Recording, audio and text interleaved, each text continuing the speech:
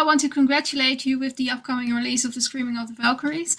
After recording so many albums, I was wondering if you have like a certain routine for when it comes to working in the studio and creating an album. God, no. Only that about starting at the beginning. No, not really. Other people have asked that as well, and it's yeah, there isn't a a course of action where you go tick the boxes off. And I guess yeah, I mean to the untrained eye, it must look pretty similar, but we try and make every album an event, a monolithic event, and I guess we try different techniques. I mean, we've been working with the same guy, the same producer, the same studio, pretty much for the last 12 years. I know it sounds ridiculous, but he's just like the seventh member, contributes to the songs as they're getting written, guides the ship along, and is very good at saying, no, this is shit, don't use that ever again. Um, and also a great mixer. So I guess there is definitely a pattern to everything. Um, but when it comes to writing, especially, I mean, we start with because we're quite a universal band. Certainly, some of us are from Mars. Um, that we do everything via Dropbox to start with, kind of fill it up with riffs, then meet up and then piece them together and work on them on the road, and just whenever the opportunity really strikes. And if we're lucky and we've got a good headline slot and we've got, one of those days where we're ready early for sound check, because we might have the opportunity to get a spare half an hour to try some things out. And yeah, we have to be very opportunistic, but opportunistic.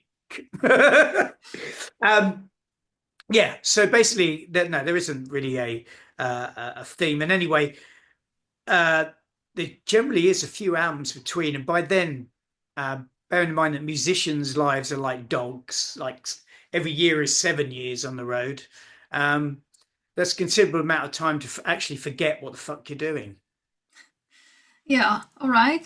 You mentioned the Dropbox. I mean, your previous album was released in the pandemic, so you probably had some issues Well, working no, actually, together. no. We'd written it before. We were very, very, Ah, okay. very, very lucky that the drums had just been recorded, which is obviously the main difficult part because there's a very big physicality. And obviously, we got guide guitars from demos, so we just flew those into because we'd already demoed all the songs, which is a good thing. So when the first lockdown hit in Great Britain, it was just me and the producer, and we could only do like 4 or 5 hours a day because we had to be home before it got dark. And yeah, we were like, wow, this is amazing. No, we've got weeks and weeks of just experimenting and mucking around with let's see what this sounds like, see what this sounds like. No interference from the record company, nobody going, hey, you're 21 days over. The record was supposed to be released last week. Nothing of that. And it was great. Loved it. Quite selfishly loved the first year. Second year was shit, but first year was amazing. Yeah, I was wondering, one of those things you brought into the recording of this thing, in the way of working. Like I can imagine it sparks creativity, Yeah, but we were very lucky. Had the drums not been yeah. done, we were very stuck. And then when we managed to get permits, so some of the people could, like, we had two British guitarists. Well, bass player is from Scotland, and they managed to get down to record, and they were able to stay in places isolated, and it was a little bit more difficult for the other members. And I remember we had this thing where we shot a video during the pandemic. Well, basically, we shot a live stream and two videos over the course of like 4 days. We hired this massive props place and literally just camped out there. And I remember, so weird now to think about it. We had an American a director. He had to be in quarantine for 12 days. No, 20 odd days. Sorry, he had to be in quarantine for to do this video. And the guys from Europe that came in from our band had to be for 12 days. Wow. Insane. And mental thinking back to it. I think it was 12 days, maybe 10. But anyway, just mental. And they had to stay in a hotel and they had to order food and food be, they couldn't get out. It was such a weird scenario.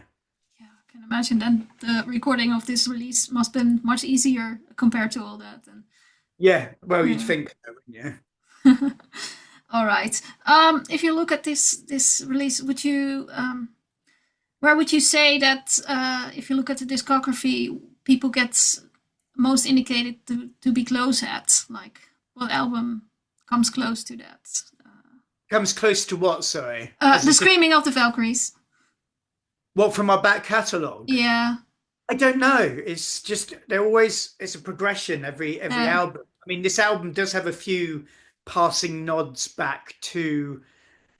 I mean, I hate to say which album because everybody goes, "Oh, it doesn't sound anything like that." But I'm mainly talking about the atmosphere and how it felt to me. Like I quoted Dusk and Cruelty and Midian, and by that I meant that's how the songs felt to me when I was introduced to them. Like it gave me the same vibes, and I should know more than anybody else how that should feel. And so yeah, there are passing nods, and I think that could have come along with our two new members who obviously had an entry level point into Cradle of Filth because they were fans before. Um, so maybe that's come with them, but I don't think you can be sort of self cannibalistic as a band. I don't think you can rip yourself off as such, especially if you kind of invented the sound. We've got kind of a definitive sound, and if we revisit it on album 14, I don't think that's considered anything other than just cementing our legacy. That's an interesting take on it. All right, let's look at a couple of the songs. So I was wondering, for example, if you look at "To Live Deliciously," you released that recently as a single, I think. Can The you? video is coming out on Thursday. The reason being it's delayed and separate from the single release is because it was shot in LA, and LA obviously got shut down with the fires. Yeah. And they were only able to finish the bits on the video last week after the place got fumigated, they were allowed back in, etc. So the video for that actually comes out this Thursday. Bit weird, but is what it is. Yeah, it is what it is. I'm looking forward to see that though. But what can you tell me about the track? Does it originate from? um well, it just, of all the songs that were put forward for the record and the ones we chose to use and developed, this one just felt like a natural opener to the record. And I wanted to start the album with a bit more of a, although everything obviously is swathed in melancholic pathos and gothicness, I wanted to start it on a bit of a positive note to say, like life is here to be enjoyed while we've got it. Obviously, don't be a cunt while you're here, but respect everything but indulge desire and darken. It was supposed to be, like a unifying, celebratory entry into the album rather than, starting all doom and gloom. It finishes in doom and gloom, so it's got to have a bit of positivity about it. Ah, yes, I agree with that. You already released Malignant Perfection as a single, and it has such a gorgeous video to come with that. How did you come to the concept of that one? Well, I really pushed the record company to get the song released the right side of Halloween.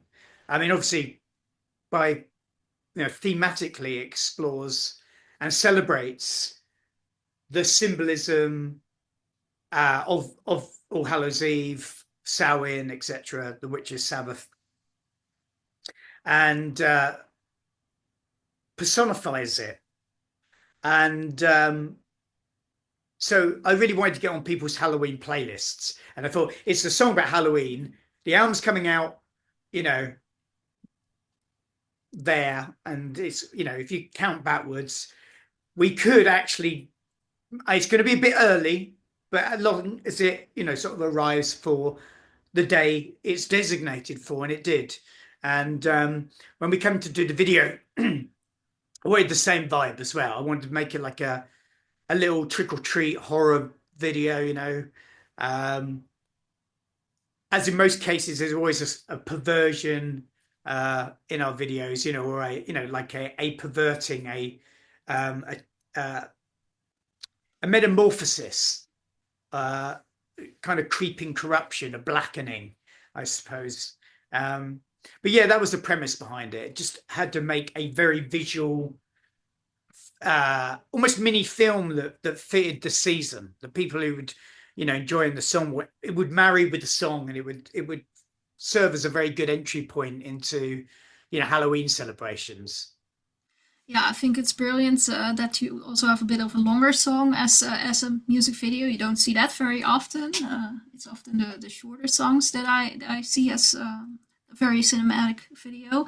How would you describe the importance of such videos for bringing across the visual for your bands? Well, yeah, I mean, obviously, if we had the money, we'd do it for every song on the record. And videos aren't cheap, and nowadays it seems you can do videos for next to nothing. Post-pandemic, you notice that with a lot of things, and so it's good in some respects, and other respects, it just fills the scene full of like really unwanted albums, pollutes the metal highway, as my friend would say. And sometimes, you know, when people DIY it because they're trying to save money, production qualities, you know, suffer. And I don't know, we noticed if you don't have a producer, it's like having a manager. We said, well, we don't need a manager, we can do it ourselves. And the answer is no, you can't. You know, you need someone to, if you want to be professional enough, you need someone to guide, be that person that you just concentrate on the art. Um, and I guess that's the same with music as well. You want everything out of the way so you can just do your specific job. Um, I think I don't know where I'm going with this now. I've overreached. I've overreached. Sorry. No worries, and I'll just continue asking you a little bit about the song White Hellebore. It jumps out for me, for it has something hectic in it and then just a beautiful dark touch. What can you tell me about this track? Well, it's actually going to be our third single, and will be Oh, released time for the album release. Um, it's very symbolic because the white hellebore is a very mysterious plant. Well, it's not mysterious, but it has mysterious attributes, um, and it's well known in sort of witch circles for being a poison and or reputed to have been administered to Alexander the Great. That's one of the theories, as a poison. Um, yeah, it's just been known for its mystical qualities, and for the fact that it surfaces during it kind of brightens up um, polar months, because it's like one of the first plants to flower, even when there's a frost. And so it's kind of seen as being a magical emblem. And I'm just using it as a metaphor for this, or this woman being a metaphor for this mysterious creation. And the video itself as well, from what I understand of the plot that we've been going backwards, it's going to be back and forth with the director. It's going to be, well, I'm not going to explain it now, but it's going to be kind of taking that example of a female form and doing something with it. Um, that's a bit off the cuff. That's not really what would be expected of it. But yeah, I really like the song. It's one of the simpler songs in the album. It hasn't got 152 riffs in it. Um, yeah, and a very strong. It's one of the few songs that where we've got our backing singer Zoe has come to the front, and we almost do like a duet almost. And we try to steer away from that because we're not Epica, we're not Lacuna Coil, you know, we're Cradle of Filth, and it's not really something that we do every song. But every now and then it just really works. And yeah, I mean it's a song that we had on our agenda um for the release of the videos. And it's been asked, like, why leave it to the third one? Well, there's a reasoning behind that. I mean, obviously it's quite an immediate song, but what we've Malignant Perfection coming out for Halloween, and we wanted to release one that was a bit more immediate and heavy, so people didn't think we were going soft to live deliciously. So it became the third single, um, and jolly good it is too. Okay. You end the album with When Misery Was a Stranger. It seems to me a bit like summarizing everything I heard before in the album. It comes all together there. How do you look back at the track? If you look at the It could album. only have been the last song on the album because of the huge sort of apocalyptic outro.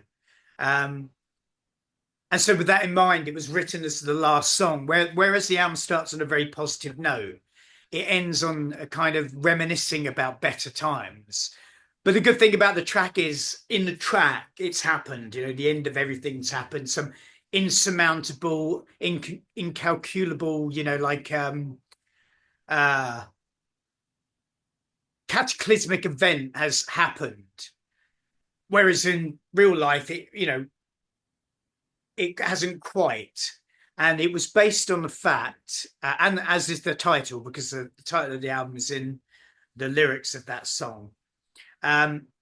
It's about a cataclysmic event that is triggered. Like if you heard the screaming of the Valkyries, if it was an actual thing and you heard this shrill sound coming from heavenwards, they're being overrun, slaughtered, that heaven was falling, Ragnarok was happening as foretold, and it's the end of everything.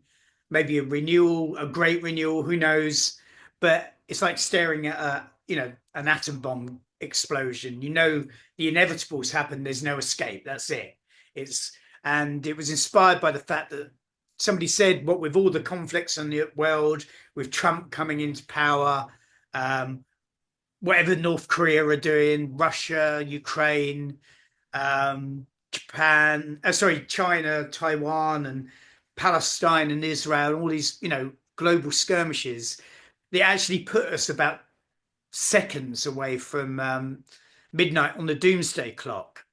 And with that in mind, I was thinking about what happens when we get past it and how we'd look back on, less conflicted times as a golden age. So dark, but it also carries a positivity because obviously we're not quite there yet. It's something that's something foretold or something that's actually gone post, and we're still awaiting that disaster to befall. So yeah, that's what that song was about, and as I said, it couldn't be anything other than the last song on the record, um, due to its structure. Yeah, makes sense. If you look at the album as a whole, what do you consider the element that ties it together?